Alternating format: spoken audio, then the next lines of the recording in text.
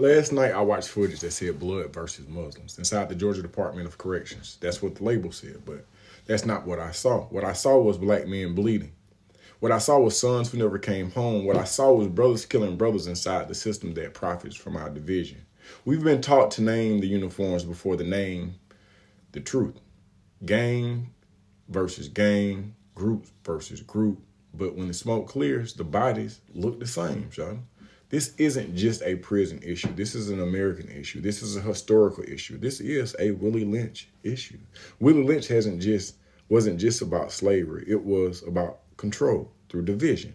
Separate the strong from the weak, create distrust, turn brother against brother, reward the most violent behavior, punish unity. Now ask yourself, what looks more like modern day Willie Lynch than prison politics?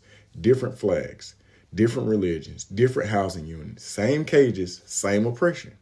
When slavery decreased and incarceration increased, the plantation didn't disappear, it simply evolved. And prisons became the new tool. Georgia's prison system is understaffed, overworked, officers, lockdown units, delayed responses to violence. When staff shortages exist, power shifts to the prisoners. And when power shifts inside a cage, violence becomes currency. This isn't opinion. This is pattern. Lockdowns breed tension. Tension breed gangs. Gangs breed retaliation, and retaliation breed funerals. This is not rehabilitation. This is containment until explosion.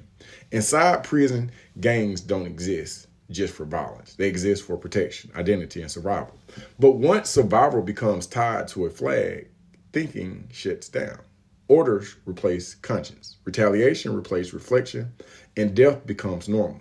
That's not strength. That's conditioning. That's Willie Lynch 101. Let's talk about Atlanta, a city rich in black culture, black wealth, black influence, yet flooded with gang recruitment, drug saturation, music glorifying self-destruction. The streets feed the prisons feed cemeteries. This is not accidental. When schools are underfunded, prisons are expanded. When education disappears, punishment increases. That's the school to prison pipeline. A child who can't read by third grade is statistically more likely to be incarcerated. That's not coincidence. That's policy neglect. We don't teach critical thinking. We don't teach emotional intelligence. We don't teach conflict resolution. But we teach obedience. And when obedience fails, we punish. That's how systems trap generations.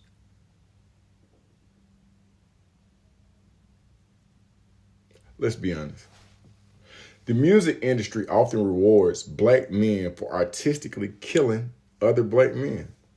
Platinum plaques for murder narratives, awards for disrespecting black women, streaming bonuses for glorifying trauma. And when that same behavior shows up in real life, we act surprised. This is psychological programming.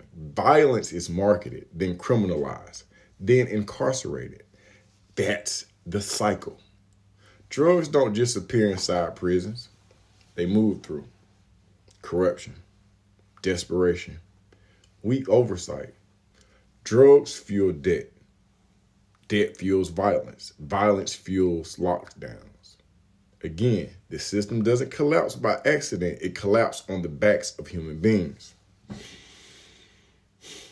Every death inside prison has a ripple effect. Mothers bury sons, children grow up without fathers, trauma multiplies. And most of these deaths never make the news. They're labeled as incidents, not tragedies, not failures. But each one is proof that the system is not working. This is not Bloods versus Muslims. It's not gang versus gang. This is black people versus a system that benefits from our division. As long as we believe each other is the enemy, we will never organize, never heal, and never rise. Willie Lynch only works if we keep participating. This is a call to wake up, to think, to stop dying for flags that don't protect our future. Because freedom doesn't start with breaking out of prison. It starts with breaking out of mental conditioning. Until we stop killing each other for systems